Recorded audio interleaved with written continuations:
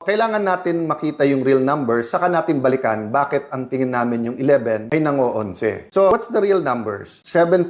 May nagsasabing almost 8% sa pinakamahihirap. That means sa 100 pesos mo, 7 pesos napupunta lang sa inflation. So, yung dating mabibili mo for 100 pesos, yung pera mo 93 pesos na lang. For the millionaires and billionaires, it is a problem but not that big a problem. But for those who ang daily wage is less than 700 pesos.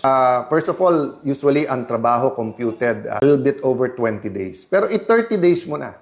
Sabihin mo na minimum wage everyday 21,000. Magkano pamasahe? Magkano renta? Magkano kuryente? Magkano pagkain? Pag kinompute mo yun, sakop na yung 21,000. So bawal magkasakit, bawal na magkaroon ng sapatos or gamit pang masukan yung anak mo.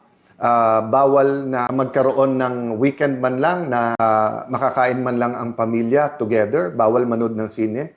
So, these are the numbers that really strike at the heart of the everyday life ng Pilipino. Magkano na po ang bigas ngayon? So, sa Pilipino po, marami kang pwedeng tipirin, pero syempre, hahanap at hahanap tayo ng kanin. And if you look at the numbers deeper, the poorest of the poor, di ba, noodles na nga lang yung hinahati-hati. Minsan, isang pamilya ng 5, hahati-hatiin yung noodles because nga, even the minimum wage is a luxury. So if you look at the numbers, pag isama mo na yung unemployed at underemployed, almost 9 million yon. Tapos 10 million Filipinos abroad. Ngayon, yung iba sa Middle East nagkakaproblema kung hindi man sa remittances, sa trabaho nila, sa kita nila. So good for some OFWs na mataas ang dollar. Pero sa marami na nag-i-import at sa atin mga consumer, napakataas po ng itataas ng presyo ng bilihin kung hindi po makakahabol ang peso sa value ng dollar. So we'll have a separate talk about the numbers, but I want to emphasize sa ating pong first speech as Senate President, yung bigger picture. Sinabi ko nga po, di ba, na napaka-importante po yung spiritual, economic, socio-economic well-being ng isang bansa, financial well-being ng isang bansa. Hindi lang po politika. Nakatuon kasi po tayo sa politika, which is important. Good governance is important. Accountability is important. But economics, health, education, the soul of the nation, values, this is very important. So going to the numbers, let's clarify some things about rules, no?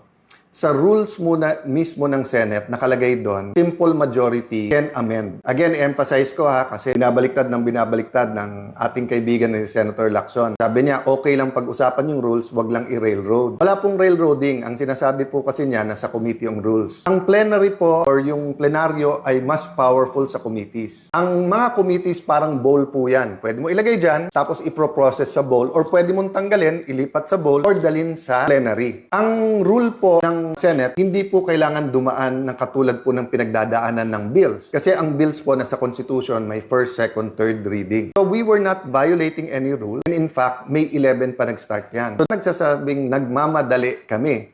May 11 pa yan eh. So sabi nila Monday na lang. Bakit? Kasi po, ilan lang sila nandun during that Tuesday night. But the point is, we were ready to defend and talk about the proposal. Ang dami na po lumabas na hindi totoo. For example, for any reason, pwede mag-online. Hindi po. Ang nakalagay po dun sa proposal, justifiable reason. And the Senate President still has to consult the Majority Leader and Minority Leader case-per-case basis.